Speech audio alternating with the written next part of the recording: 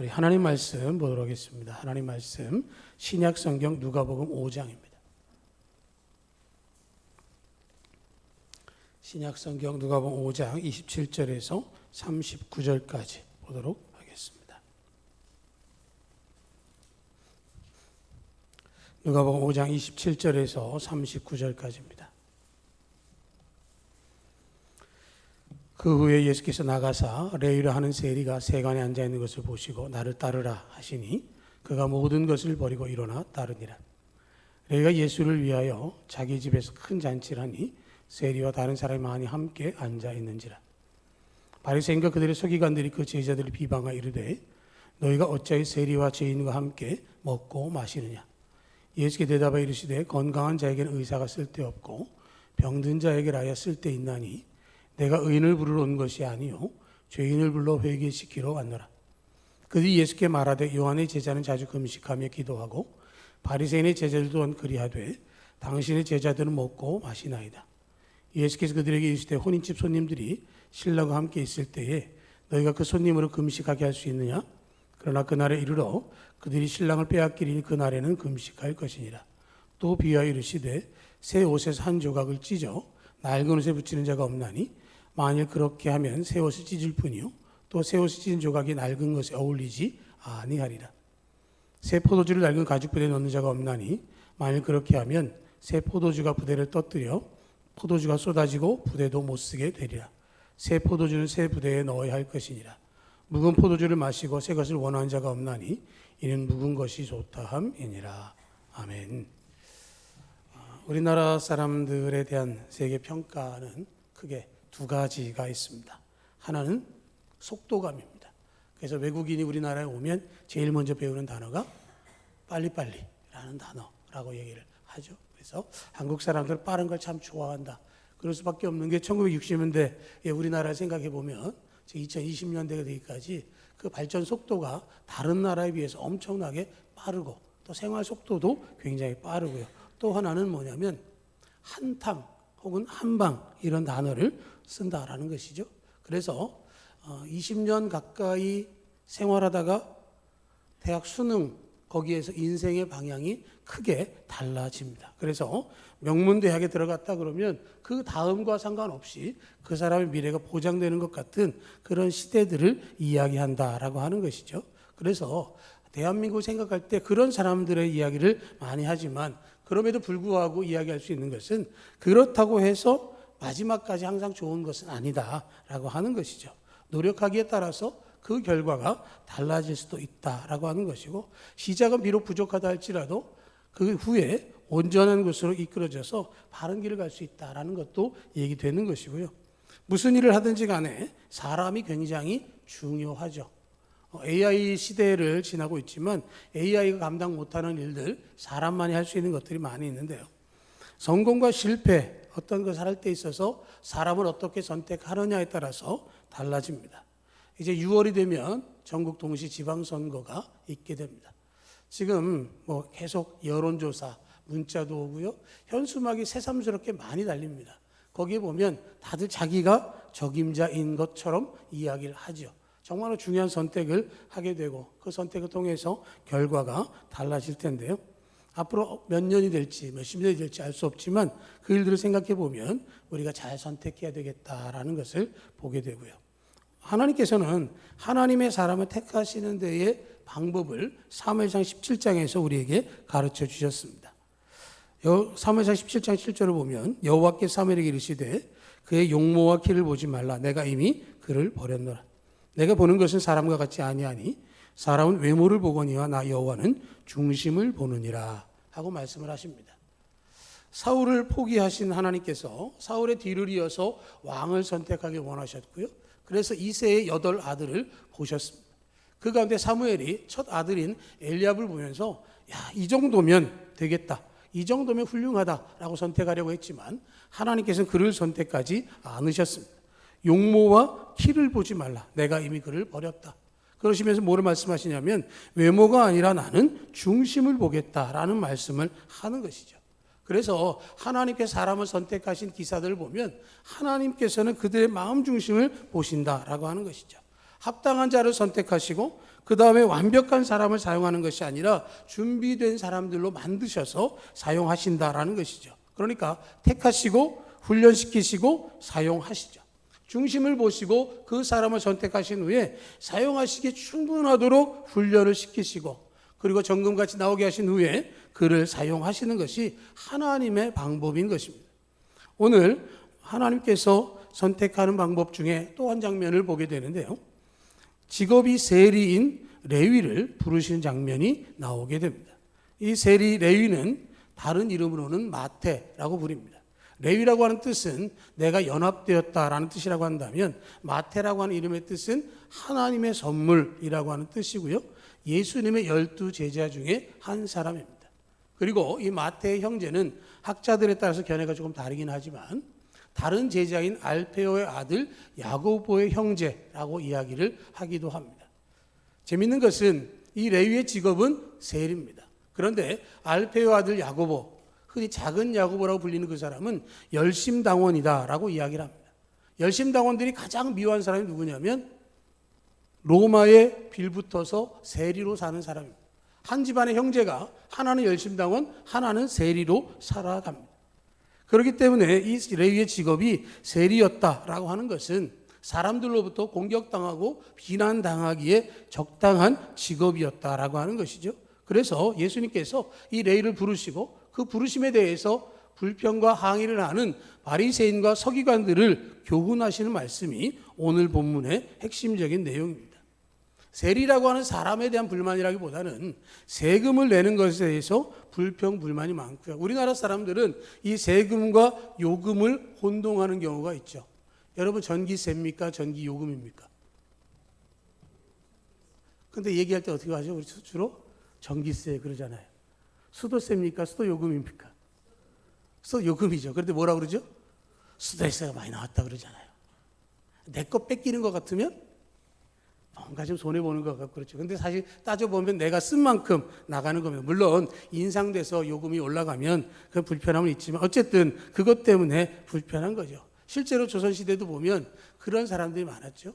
특히 지방관리들은 중앙정부에 보내는 세금보다도 훨씬 더 많이 걷어들여서 그것을 가지고 자기가 누리는, 그래서 어사가 나타나면 벌벌 떨고 그런 장면들을 보게 되는 것이죠. 춘향전에 나오는 이몽룡이 변학도의 그 잔치에 참석해서 글을 쓴 것 가운데 그런 글이 있죠. 지금 마신 금잔미주는 천인혈이다. 그렇죠? 그렇게 얘기를 하지 않습니까? 그러니까 백성들이 하는 모든 것들을 다 걷어들이는 것 같은 그런 것 때문에 밀란이 일어나거나 폭동이 일어난 장면들을 보면 대부분 세금 문제 때문에 일어날 때가 많이 있는 것이죠. 그런데 이스라엘에서도 세리라고 하는 그 직업에 대해서 보는 시각은 그럴 수 있다라고 하는 것이고요. 예수님 당시에 세리는 두 가지의 세리가 있었습니다. 하나는 갓바이라고 불리는 내국세를 다루는 세리가 있었고요. 또 모케스라고 부르는 세관에서 일하는 그 세리가 있었습니다. 그런데 이 레위는 세관에 앉아있는 것을 보면 모케스라고 할 수 있는 것이죠. 그러니까 수출입을 다루는 세관에서 관세를 받으면서 로마에 그리고 유다 정부에 세금을 내고 그리고 나머지는 자기 것으로 삼는 그런 생활을 했기 때문에 이 마태를 바라보면서, 레위를 바라보면서 사람들은 개와 같다라는 평가를 하기도 했습니다. 그런데 예수님께서 그를 보시고 나를 따르라 하고 부르셨고, 레위는 그 말씀을 듣자마자 모든 것을 버리고 일어나 따랐다라고 이야기를 하고 있습니다. 마치 준비하고 있었다는 것처럼 예수님의 부르심에 응답하고 그 자리를 차고 일어나서 예수님을 따르고 있는 것이죠. 그런데 여기서 보셨다라고 하는 말은 스치듯이 어쩌다 보셨다가 아니라 가버나움에서 일상을 지나시던 예수님께서 그 세관에 앉아있는 레위를 수시로 주목해서 보셨다라고 하는 거예요. 그가 어떤 사람인가를 관찰하셨다는 것이죠. 레가이라는 세관을 오가시면서 유심히 보셨고 그의 말과 행동을 보시고 제자로 택하셨다라는 것이죠. 그리고 레위도 거꾸로 예수님이 가버나움에서 사역하시는 그 모습을 주목하고 있었다라는 것이죠. 세관에 앉아있고 사람들이 모이는 곳에 예수님께서 말씀을 전하실 때 그 말씀을 다 듣고 있는 것이죠. 그 말씀을 들으면서 예수님이 누구신가, 예수님이 전하시는 하나님 나라에 대한 간절함이 레위에게 일어났고 그를 향해서 예수님께서 부르셨기 때문에 동족들로부터 배신자, 억압자, 착취자로 낙인 찍혔던 그의 자리를 벗어나서 주님의 제자로 나가기 시작하는 것이죠. 그래서 28절을 보면 그가 모든 것을 버리고 라고 이야기를 하고 있습니다.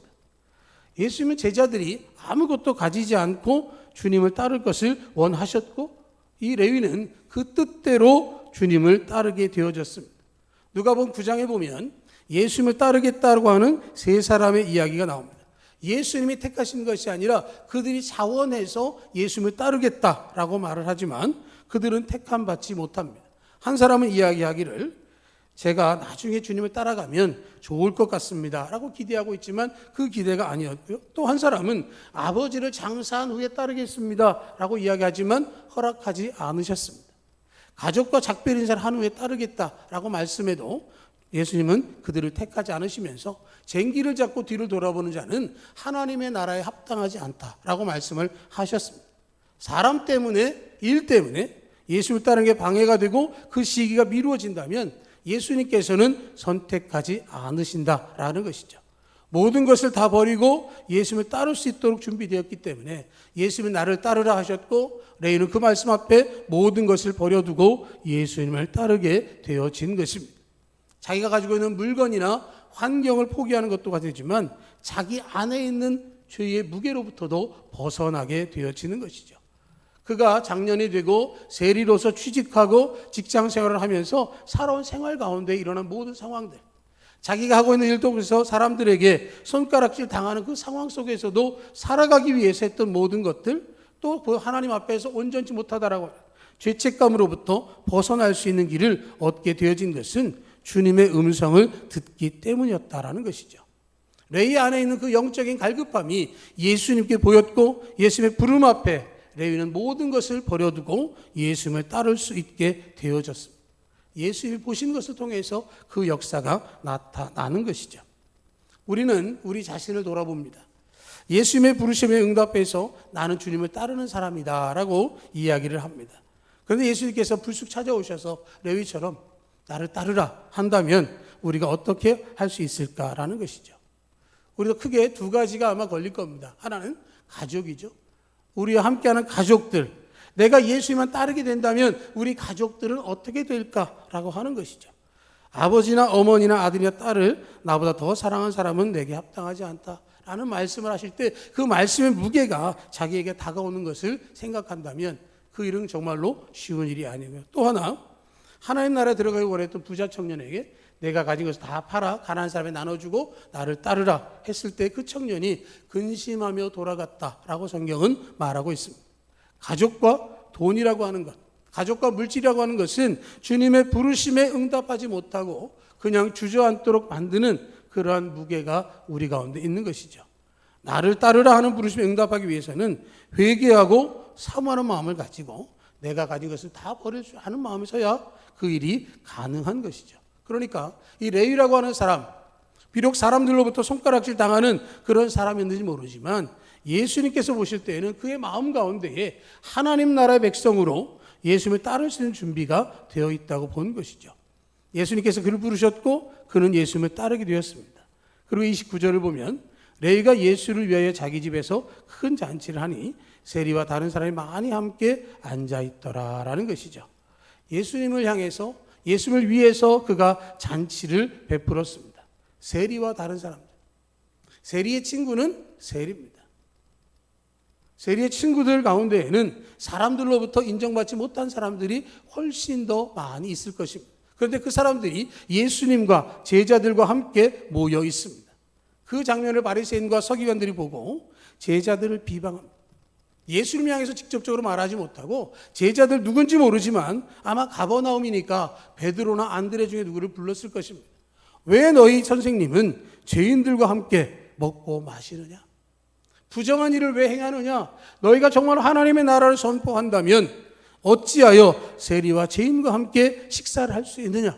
그것은 부정한 일이다 라고 책망을 하는 것이죠. 바리새인 입장에서 보면 세리는 정말로 상종하고 싶지 않은 사람인 것이죠. 바리새인과 세리의 비유를 우리 잘 알죠. 하나님 앞에 성전에서 기도할 때에 바리새인은 당당하게 고개를 들고 하나님께 나는 저 세리와 같지 않은 것을 감사합니다 하면서 기도하지만, 세리는 자기 자신이 죄인인 것을 고백하면서 한 구석에서 눈물로 기도하고 있었습니다. 그랬기 때문에 바리새인의 이 모습은 그들의 일상 가운데에 그대로 나타나는 것이죠. 자기들보다 세리를 더 좋게 평가하고 자기들보다 세리를 자기 제자로 삼으시는 예수를 향해서 그들의 불평, 불만을 터뜨리고 있을 때 31절로 답변해 주십니다.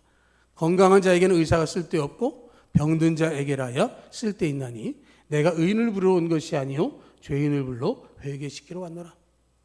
의인은 의인으로서 충분하고 죄인이 의인 되는 것이 주님의 뜻이다라는 것이죠. 건강한 자에게는 의사가 쓸데없다는 말은 자기 자신을 의롭다 여기는 자에게는 주님의 은혜를 사모하는 마음이 생길 수 없음을 이야기하는 것이죠. 당당하게 자존심을 내세우고 자기를 주장하는 사람들에게는 쓸데없다라고 말씀을 하고 있는 것이죠. 자만하고 오만한 자들에게는 필요 없고 아프다고 고통을 호소하고 신음하는 사람들을 고치는 것이 주님의 뜻이라고 말씀을 하고 있는 것이죠. 그랬더니 이제 경건 생활에 대해서 한 번 더 도전을 합니다. 33절을 보면 그들이 예수께 말하되 요한의 제자는 자주 금식하며 기도하고 바리새인의 제자들 또한 그리하되 당신의 제자들은 먹고 마시나이다. 그렇게 말씀하시는 거 들어보니 당신은 우리만큼 경건 생활을 하고 계십니까? 우리같이 금식하십니까? 요한의 제자들도 금식하는데 당신도 금식하는 게 마땅하지 않습니까? 잔치자리를 좋아하십니까? 라는 얘기를 지금 하고 있는 것이죠. 그러니까 예수님께서 다시 말씀하기를 혼인집 손님들이 신랑과 함께 있을 때에 너희가 그 손님으로 금식하게 할 수 있느냐? 결혼식에 갔는데 먹을 것이 없다면, 결혼식에 갔는데 금식하게 된다면 그것이 잔치이냐라는 말씀을 하고 있는 것이죠. 이 말은 예수님이 지금 그들과 함께 있을 때에 그렇게 하는 것이 마땅하다. 그러나 그날에 이르러 그들이 신랑을 빼앗기리니 그날에는 금식할 것이다. 예수님께서 십자가를 지신 날이 오게 될 텐데 그때가 되어지면 그때에는 금식하는 것과 같은 슬픔과 애통이 찾아오게 될 것이다 라는 말씀을 하고 있는 것이죠. 바리새인들과 같은 사람들의 모습을 이야기하는 것이 아니라, 그들이 가지고 있는 금식을 이야기하는 것이 아니라 주님이 원하시는 그대로의 모습을 그들이 갖추기를 이야기하고 계시는 것이죠. 혼인집 신랑의 비유는 다른 사람 눈에 보이기 위해서 외식하고 그런 것을 금식하는 그런 것들에 대해서 비판하시는 것이죠. 아무 말도 하지 못하는 그들에게 또 다른 비유를 연속해서 말씀을 하십니다. 새 옷에 산조가 찢어 낡은 옷에 붙이는 자가 없다라고 말씀을 하시고 있고요. 새 포도주를 낡은 가죽 부대에 담는 자가 없다라는 말씀을 하고 있습니다. 헌 옷과 낡은 부대는 바리새인과 서기관들이 가지고 있는 고루하고 외식적인 신앙을 이야기하는 것이고, 새 옷과 새 포도주는 예수 믿고 따르는 새로운 제자들의 삶을 이야기하고 있는 것이죠. 율법을 지키는 것은 중요하지만 율법주의는 중요하지 않습니다. 율법을 지키는 것은 하나님의 뜻을 지키기 위한 노력이지만 율법주의에 빠지는 것은 다른 사람을 정죄하는 일에 빠지게 되어 있는 것이기 때문에 그렇게 하지 말 것을 말씀하고 있는 것이죠. 그러면서 그 잔치는 계속해서 이어져 가고 있는 것입니다. 사람들로부터 욕하고 비난당했던 사람들이 예수님과 함께 하고 있습니다. 그런데 평소에 사람들을 가르치고 그들에게 율법과 전통을 지키라고 명했던 바리새인과 서기관들은 오히려 얼음과 같이 목석같이 굳어서 비판적인 시선으로 비판적인 이야기를 하고 있는 것인데, 정말로 중요한 차이는 뭐냐면 자기 자신이 누구인가를 깨닫는 데 있는 것이죠. 내가 죄인임을 고백하는 사람은 주님의 은혜를 감사하게 되어 있습니다. 내가 누구인지를 깨닫는 사람은 주님의 음성이 막연한 음성이 아니라 구원의 복음이요 은혜의 복음인 것을 알게 되어지는 것이죠. 돈보다 가족보다 주님을 더 사랑하게 되어진 사람들은 모든 것을 버리고 주님을 따를 수 있게 되어지는 것이죠. 그런데 나는 죄를 짓고 산 적이 없다. 그런 사람은 구원의 은혜를 얻을 수가 없습니다. 제가 오래전에 말씀을 드렸었는데요. 강릉에서 전도 여행 갔을 때 화물을 운전하는 분께 복음을 전한 적이 있었는데 그분이 그러더라고요. 자기는 죄인이 아니다. 죄인이라고 얘기를 해야 복음을 전할 수 있는데 죄인이 아니라는 거예요. 화물차를 운전하시니 혹시 추월하는 차가 있으면 욕은 안 하십니까? 그랬더니 자기는 욕도 안 합니다. 급한가 보지요. 자기는 다른 사람을 돕고 살았고 한 번도 해를 끼치고 살지 않았기 때문에 자기는 죄인이 아니다. 자기는 복음을 받고 싶지 않다. 우리 집에 왔으니 밥이나 먹고 가라. 그러고 끝났습니다. 그 후에 어떻게 됐는지는 알 수 없지만 그런 것들이 있는 것이죠. 내가 의롭고 내가 선하면 다른 사람들을 볼 때 비판하게 되고요. 그렇게 되어지면 주님의 은혜를 받으려고 하지 않습니다. 내 생각이 가득한 사람은 나를 따르라 하는 주님의 부르심 앞에 여러 조건들을 내세웁니다. 바리새인과 서기관들이 하는 것처럼 거칠애로 사람들 앞에 해를 끼치지 않고 살면 되는 것이지.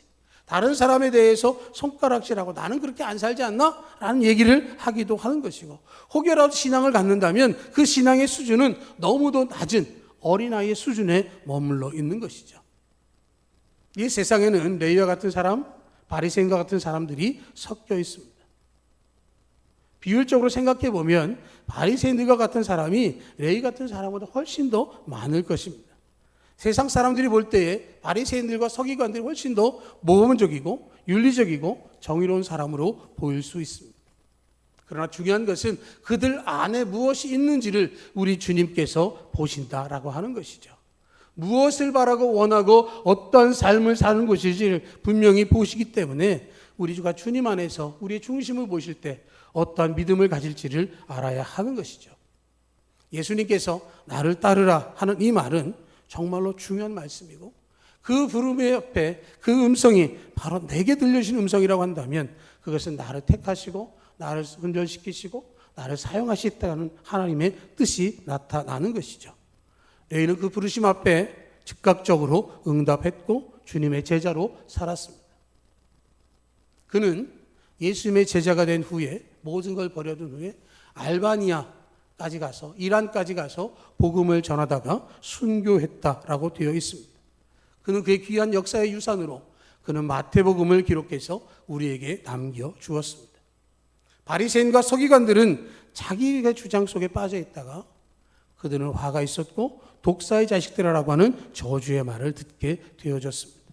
그 말씀 앞에 그들은 예수님을 향하여 더 화를 냈고 십자가에 못 박는데 앞장서기도 한 것이죠. 우리는 바리새인들 그러면 외식하는 사람의 대명사로 알게 되어져 있습니다.